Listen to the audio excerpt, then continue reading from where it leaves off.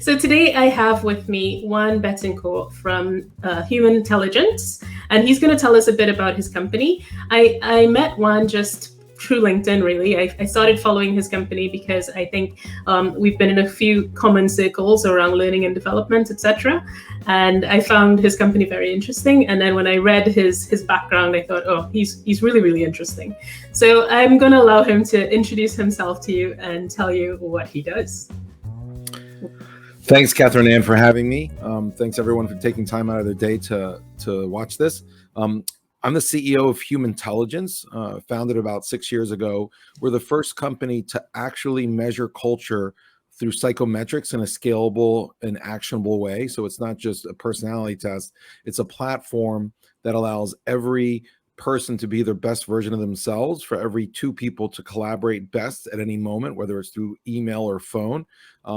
And for any team to understand the dynamics of the team instantly through their own tools and platforms like Microsoft Teams and Outlook calendar meetings, so that at the end of the day, a company understands their culture, understands their intention of where they want to go, and can change that culture to get there.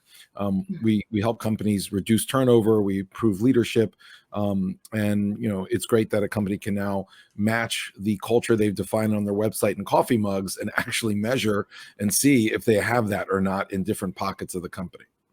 Tell me how this works, really, because it's one thing to say you do psychometrics, but how does this work on a real human scale? How are people experiencing this form of intelligence?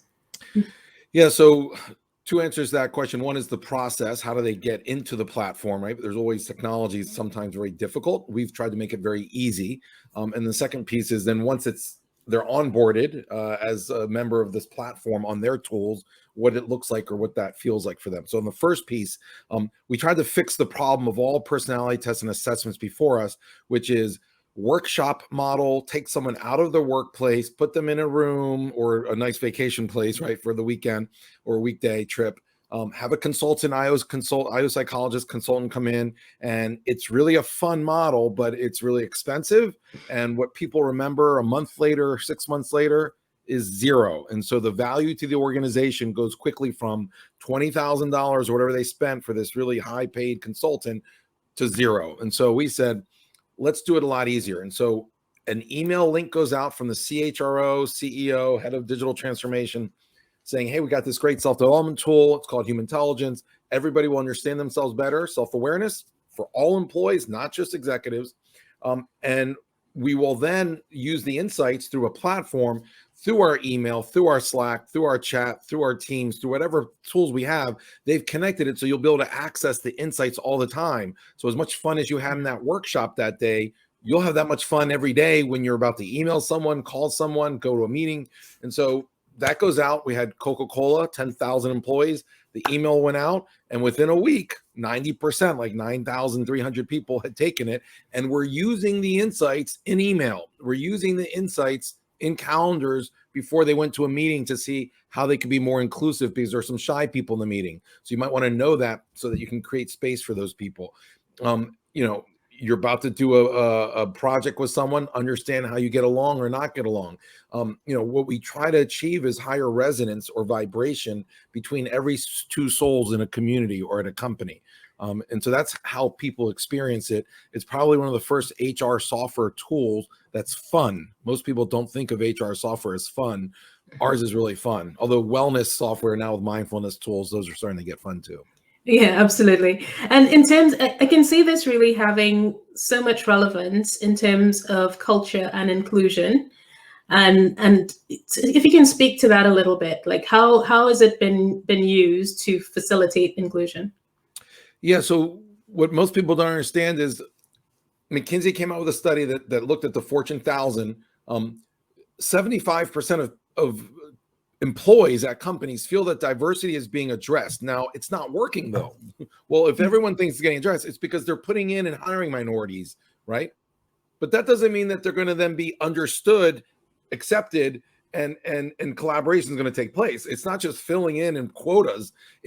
That's the diversity piece of it. The inclusion piece is actually the operationalizing of a diverse culture where people accept each other. And it's not enough to try to get, some consultant do a training on, the plight of African Americans or Hispanics or Indians, right? That's just like literally content for like the day. How do you understand someone every day without the consulting coming in, right? And now with remote work, Karen in LA could be white, Asian, Hispanic, LGBT. You don't know what, and you're not seeing Karen. So beyond city, Bob in Boston writing an email or about to jump into a meeting with Karen who's never seen her. It's about understanding them, and our tool actually allows for that understanding regardless of race, religion, ethnicity. And so inclusion is really having everybody being included. And so one example is when you're writing to someone, meeting someone, and working with someone, to understand that they might be really decisive and you're really deliberate, and that neither one's right. And maybe certain races, maybe certain diverse cultures are more decisive than others that are deliberate, and both are okay. If a tool like ours is used, an entire organization has higher emotional intelligence to understand each other, to create that resonance when they work together. The second example is for a team, for instance, you can get a team culture mapping, and it'll show that, for example, let's say 85% of the team, let's say, 8 people out of 11 are extreme self-reliant and independent. And then there's 3 people who are extreme on the other side in terms of their values, belonging or of service. Yeah. Well, maybe these people belonging of service are consistently, and let's say they're minorities by whatever reason, they're consistently asking for help and trying to be part of the team. And these self-sufficient people who don't want to be part of a team are like, hey, stop bugging me. Neither one's right. But if each understood that that's just the way they are as humans, then they'll be able to work better together and leverage those differences as a strength together than differences that isolate them, which is what happens today in most work environments when there's not inclusion. Absolutely. I completely agree with you. And tell me what you think has been the greatest victory of this software since you've deployed it. Like maybe a snippet, a bit of feedback that you've had from clients that has really made you or given you the momentum that this is really going to work. My wife did not divorce me. That's the best client feedback I can give you. I use it to understand her, to resonate with her, and convince her to marry me. No, but I mean, we have a lot of examples because our platform, our tool helps with so many major problems. So one is Ashley Furniture, right? The largest furniture manufacturing company in the hemisphere. They have like 20,000 employees. They had 100% turnover. They used our tool to identify what is the culture of people who enjoy working there, who are engaged, not happy, but who are engaged. There's a difference between a temperament study, but who are engaged, happy or not, who are productive, and who are accomplishing what the company needs, but then they're staying longer, so they're actually getting what they need as well. Yeah. And they created a profile from that data with our platform. And it was very clear of 28 things we measure. And I didn't mention it, but we measure 3 categories. We call it BMW, like the car, behaviors, motivators, which are like values, and work styles. So they measured those things. And of the 28, there were 5 of the 28 that was consistent with all their high performers, like the 4,000 best workers. Right. They started to use that in hiring. So now when everybody came in on the shop floor, the manufacturing floor, to do a weightlifting interview, because that's the only thing they really require was, can you lift something heavy? They first then had an iPad where they would take the 12-minute test or assessment, and then the result would literally give green or red light. And there were a few yellows, or there was a range of yellow, if this person is going to perform well and should be hired or not. The yellows would then be interviewed in person, but nobody else was interviewed in person, and they reduced turnover by 40% within 6 months and saved tens of millions of dollars. So that's a great example for using Humantelligence for talent fit for cloning high performance. Other companies use it at the kind of manager level or headquarters level for guaranteeing when you hire diversity of thought, because it'll show you that maybe a team has way too many people who are, for example, our team. After 4 years, we used this tool to realize, wow, we have great creative products, but our team of 14 people, all mavericks. We were all creative, innovative, change-oriented, right? In terms of our behaviors, my work styles. That was great to get started. That's not going to scale an organization. You need to have process, structure, a little bit of order and rigor in what you do. And when you're kind of really creative and shoot from the hip, you get great products, but you have a lot of misses. That's kind of like being so agile.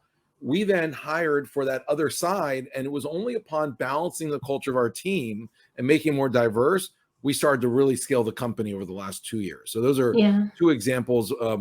Ashley Furniture, Humantelligence, and there's a company called Banque Paribas that has a U.S. division, Bank of the West. They have 6,000 employees. 600 of them are leaders, right? Every leader has about 8 to 10 subordinates. And it would take them 2 years to get about 50 leaders through their training on self-awareness, leadership, understanding their teams. They incorporated our tool. They did a pilot for a month with like 10 leaders, and they realized that those 600 people would take like 6 years to finish the training. They did all 600 within, I think, 7 months with our tool. Right. It's that much accelerated. It was like a 400% acceleration on leaders understanding the culture of their teams and how to align it with strategy and how to get the most out of their employees. That's actually really powerful. It's a great message. So I want to pivot us a bit, and I don't know how much you can talk to this, but I've been messing around lately trying to understand the metaverse, and I watched Mark Zuckerberg's announcement, all 90 minutes or so of it. Got very scared, and then proceeded to kind of type up my concerns about sort of how this is going to change human life. But there are really good things about the metaverse. And one of the good things is how it can bring people together in a virtual space, even at work. So, and at play, but at work and at play, and how that can really revolutionize how we experience work. I can see your tool fitting into this, but I don't know if you've had the time to really think about how you're going to fit into this new metaverse playing field. What are your thoughts? Infinite possibilities with psychometrics infused into a metaverse. Here's why. Remote work actually was the beginning of a metaverse, and it's probably not a surprise that Facebook launched this right after 18 months of remote work. Because what is remote work? It's getting people into a portal where you're now visually seeing each other on a two-dimensional screen, and it's really the tip of the iceberg, the beginning. And Facebook just came out with a product even called the Portal. All of life will be delivered, unfortunately, for old people like me, through portals. And those portals will be aided by AI and machine learning with lots of data and insights to make interaction more real. And so virtual and augmented reality will become reality. What we think remote work and remote meetings is a pain. It's not what kids are missing out on what it's like to really connect. If you look at in an Orwellian way, if you look at the Matrix, where people are actually in these little pods and everything's just digital vision and consciousness, this could be the beginning of moving that direction. And so you can imagine a meeting that if you really don't know someone, like today when you do a remote call and you've never seen them, you don't even know what color or race they are, our tool actually helps you already know how to communicate with them. Don't give them an order. Ask them when they can get it done by. Don't tell them to do it by tomorrow because they're very deliberate. They need more time. They're really inclusive and belonging type people. See if you can get them in a group that likes to work with people. Other people might not want that. Put them in a group or a portal to work with people that like to have their independence when they work. And so everything from forming teams, forming those virtual environments, what you see in those environments, my preferences as a human being. If I'm now playing video games in this metaverse, and I am a belonging type human being in my value system, I want to play games with other people. Other people who are self-reliant and don't want that, are unique, want to just play against the animal or the creature that the metaverse presents to them. And so you can imagine in terms of personalization, what's offered to them, what kind of products, what types of experiences. All of this is around personalized experience, and there's nothing more personal than understanding someone's psychology. And now that opens it up to 7 billion people who don't have to be in the same room. So in an interesting way, psychometrics is probably the quickest vehicle or the oil that allows the metaverse to work really well without the friction of having to meet someone, because the system already knows who you are and offers the right products, the right services. If you're going to buy a car through the metaverse and you're going to do a test drive, well, what if you're a decisive person you don't need to do the test drive. You just want information that you can make the purchase decision today. If you are someone who's deliberate and your psychology shows you need to kick and, touch the tires, they'll produce a 3D augmented virtual experience where you're in the car. Yeah. And everything in between. And so, even if you go to the hospital through these augmented metaverse situations, you're not going to the physical hospital. They're going to have a doctor. Who do they present to you as your doctor, as your bot? A bot that gets along with you, that doesn't annoy you. I mean, how many times do we go to a doctor and we don't click with them and it's a nightmare, right? Imagine matching people with doctors through the metaverse, with bosses through the metaverse, with colleagues through the metaverse that actually get along and work well with you based on who you are and your experiences. Everything is about connection. There's no more powerful way of connecting than understanding someone's psychology. We always say at Humantelligence, every resume should have a Humantelligence, a personality test on the back. That leads to engagement, performance, and happiness. And so one day the metaverse will understand humanity. I think there is no platform that understands humanity today. But when you go towards the metaverse and tools like psychometrics that become ubiquitous, where everyone has one by the time they're in 6th grade, it really is the beginning of understanding humanity. And all that, although that sounds scary, and there's probably 6% of your viewers saying, oh my God, I don't want them to understand me. Believe me, a platform, a portal, a metaverse that understands humanity starts to unlock cures to disease, cures to divorce, everyone being happy, everyone finding love. Imagine everyone using the metaverse to find someone who gets along with them, they love them, and they're happy. Everyone. So here's my question to you. I could go on for hours. I mean, I can see that. I can see that. The future. I can see that, and that's why I want to stop you there, because is there a risk? And we don't spend enough time thinking about whether or not we should do things. We just think about whether we could do things, right? That's a famous quote by somebody who I don't remember. But the point I want to make here is what you're describing sounds like a dopamine overload. Is that good? Did you see me take it before the call? I'm kidding. I don't put value or judgment of good or bad to what's coming down the future. Should we? Should we think about it even?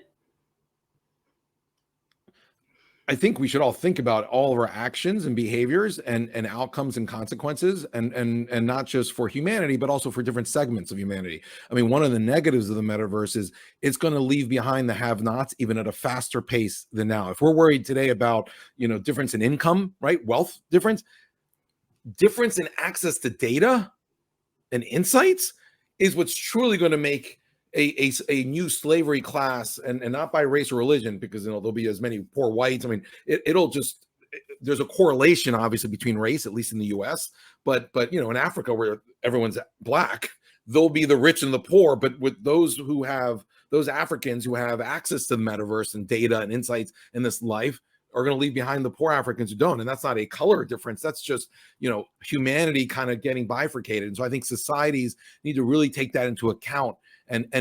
Because there's so much wealth, there's 8,900 known billionaires.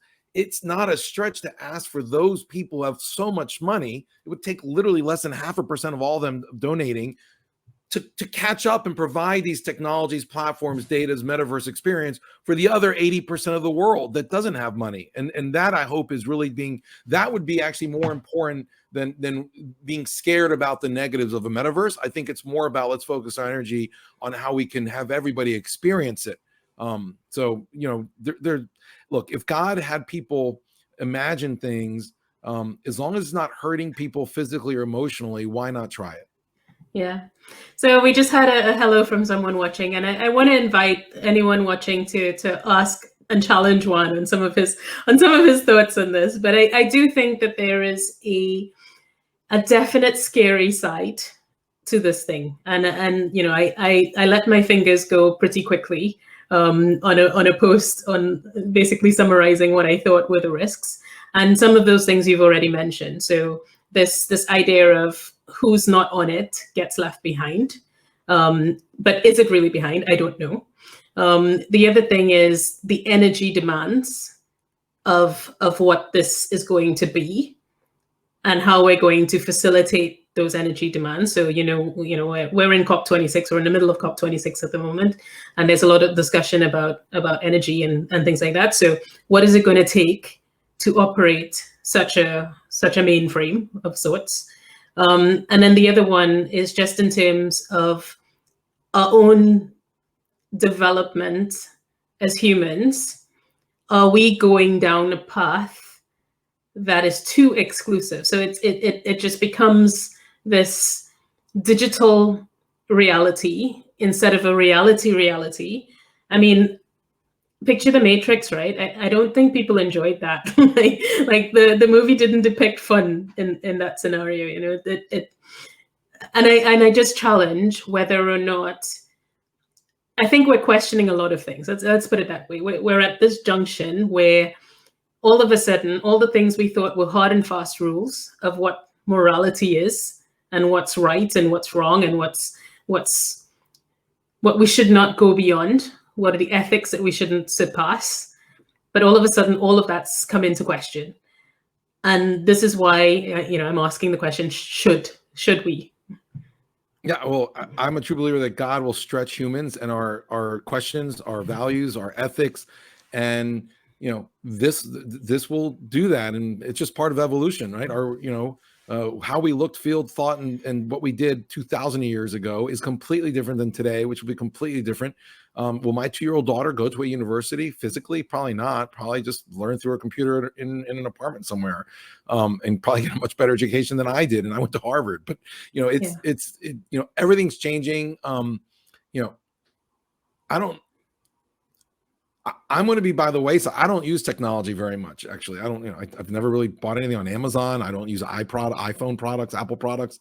So I'm probably going to be left behind by the metaverse, and that's my choice. But if the universe and God, or whatever you want to call it, or humanity being an aggregate of all those things, we will take our civilization to where it needs to go to learn. And if learning means getting burnt and getting hurt, well, there's learning there, and through the ashes, we will rise to the next version of humans, and we will maybe not make the same mistakes. And that's why history repeats itself, because if we don't learn, it'll happen again. It's like global warming. I mean, it's terrible, right? It's what's happening to this planet. And, I'm all about Mother Earth, and, let's say the worst thing, maybe I'm just too positive, but the worst thing in the world is going to become extinct.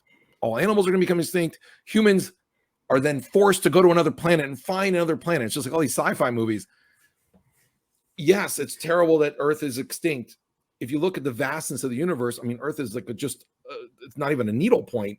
There might be millions, gazillions other Earths out there, right? And we kill cows, we kill fish, we kill grass to eat. I mean, if you look at when someone eats a blade of grass, you're thinking, oh, it's not that bad. Well, it's as bad as killing the Earth if you look at the universe.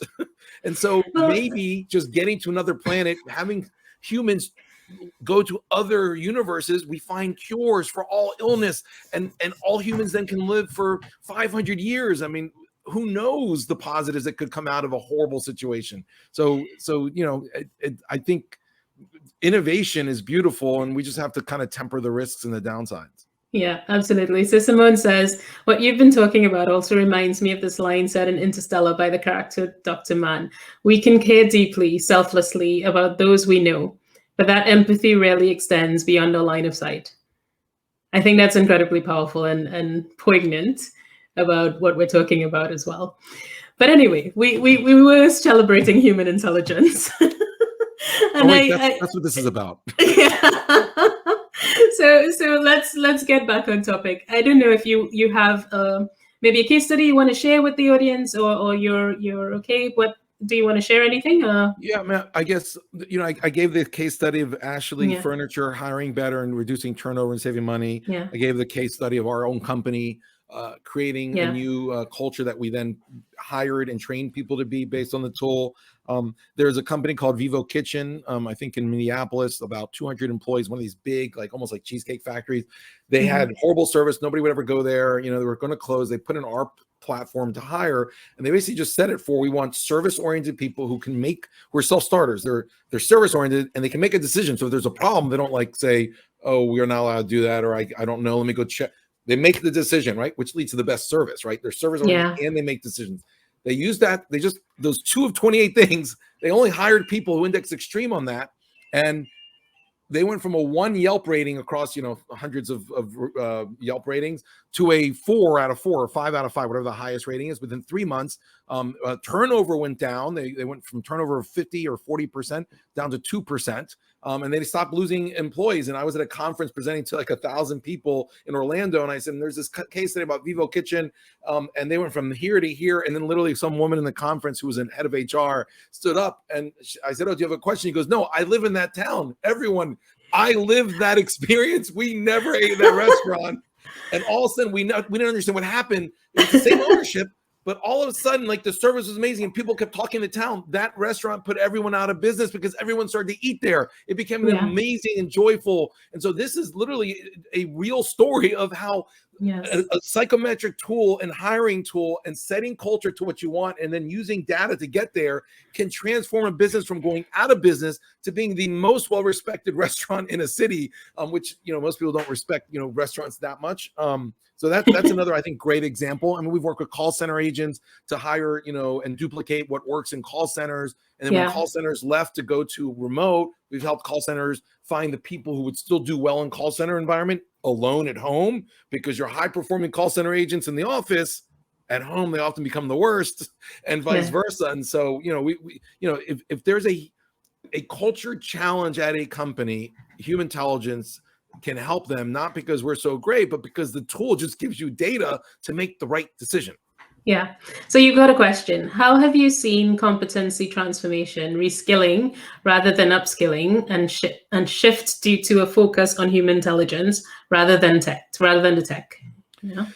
Yeah. So we always say that success on a job is only 30% what you know, right? Like the skills, right? And it's 70% who you are and what your behaviors are, motivators, work styles in the context of the team, where you are, and the company. So an example here is at a Starbucks in Miami, where I live near Hialeah, a barista and team of baristas, the culture typically of good net promoter score and success with customers is that they talk to the customers for 5 to 10 minutes. They touch their babies, pick them up, ask them where they go to school, relate personal stories, ask them, oh, are you married to this person's cousin? Everything's personal, engaging. You might stay there 20 minutes. That's high net promoter score, great success, great barista. That same team in New York City, where I lived for 5 years, if they touched anyone, let alone their babies, asked a personal question and spent more than 3 minutes with a customer, would either get sued or that store would close and have no business. Same high performance culture in one area of the same company in Miami would lead to failure at Starbucks in New York City. And so, competencies are local, competencies are functionally driven, right? The competencies and the values for the finance and accounting team at Coca-Cola should be very different than those in the marketing team at Coca-Cola, than the sales team. And so there is a variability, a variance that's so large that without a tool like Humantelligence and understanding whose psychology and cultural, nuances or drivers, it's impossible to optimize any system where you work or where they work. And so it really is the future of having everyone be the best version they can be in the right role, in the right company. Because what we often see is if someone's not performing, you don't have to change them. You can just say, well, now let's go find the role in the company where this person naturally would do well. So there's trying to change someone, but then there's also trying to find where they fit best. Today, if you looked at the whole world, there'd be a lot of like finding where they would fit better because there's a lot of miserable people. The day that this is implemented all the time, right out of high school, right out of college, and it's connected to every system, then Javier, who's going to McDonald's, walks in, tries to get a job. They say, no, thank you. He goes on his phone, and it says, oh, you're not good for McDonald's, but Subway, 2 miles away from here, go grab an Uber, loves your profile for the senior management track. And so Javier, get in an Uber, go there now. They're looking for people with your psychometrics. So you can be a manager at Subway. And so the system will naturally match everybody one day when it's more than just skills, but it's also this kind of value system, behavioral psychometrics, so that everybody's finding jobs that they stay with for 5 to 10 years right out of school. Because right now, millennials and whatever they're called under that, and I'm too old, when you're 22, you will change jobs on an average 9 times by 30. So kids are changing jobs every year. The only reason that's happening is not because of lack of information of what's out there, because you now have Google. I'm 50. I would have loved to have Google. And, I only thought there were 4 careers that existed when I graduated Harvard. Now you can see all the different jobs. It's because people have to kind of test drive all these jobs to see where they fit. This will save the nightmare for companies, for parents, for those kids. These young kids don't want to change jobs every year. They just can't figure out where they'll fit. A tool in psychometrics will help people figure out where they'll fit, where they'll be happiest, and which manager is best for them, which industry is best for them. And where I arrived at 40, most kids will arrive at 25, and that's a beautiful thing. Yeah, it's interesting. Like I find it fascinating. I think for me, like being resilient has given me so much in life. I don't know what I could have had if I was happy all the time. But being resilient, true, not necessarily being happy, has brought me to where I am today. Like it's made me go through 5 different functions. So I've worked in finance, internal audit, supply chain logistics, supply chain planning, and change management. So I've done a lot of things, and now I'm doing marketing, and stuff, right? And sustainability. So all of that. A tool like this could show that you love that kind of change and variability, so that when you do go through that change, it's not stressful, because some people do like change all the time, but it's stressful, but it's not as stressful as other people. Yes, but so imagine if you knew that was your parkour, that was your journey.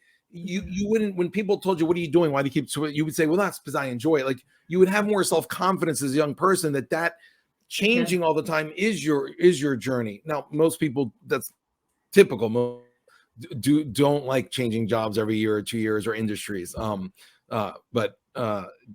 repercussions for getting people happy with tools like this. I mean, our goal one day for Humantelligence is where every resume has a Humantelligence profile on the back, and everyone finds happiness, not just career, but also love. These are the 2 most important things. Are you seeing what she's written here? Oh my God, I didn't even see that. Yes, Simone. Is that Simone's comment? Simone Jamour? Yes, Simone, you nailed it. You're like, your vision is like, you're channeling me. Like, so yes, it is the professional business dating app, but also the future is using psychometrics in a more powerful way than eHarmony and Bing and all these others for both. I mean, aligning who you are with where you'll vibrate at the highest vibration and resonance at work and with another person or persons, I don't know what people's preferences are, is the future, where you get to those points before you're like 50. Why we should all be happy every day and love the people we work with and hang out with and love. Awesome. Like, this has been such a great session. I've really loved our discussions. You have so much energy. It's such a pleasure to have a conversation with you. Tell everyone how to connect with you. I mean, I guess LinkedIn is the first place, but tell them a little bit about how to find more. Yeah, you can go to LinkedIn or email me at Juan, Juan, at Humantelligence.com. We cut out the IN, so we connected human and the word intelligence and cut out the IN in the middle. So it's HumanTelligence.com. Like you see it on the screen there. Just Juan at Humantelligence.com. Be happy to answer any questions. Talk about the future of the metaverse, and anything else you want to know about 2.5-year-olds and 7-month-olds, because that's the life I'm living right now. Absolutely. Thank you so much for joining us. And thank you, Simone, as well, for all your questions and engagement. So thank you, everyone, and see you next week with my next guest, who I'll announce tomorrow. Ciao. Ciao.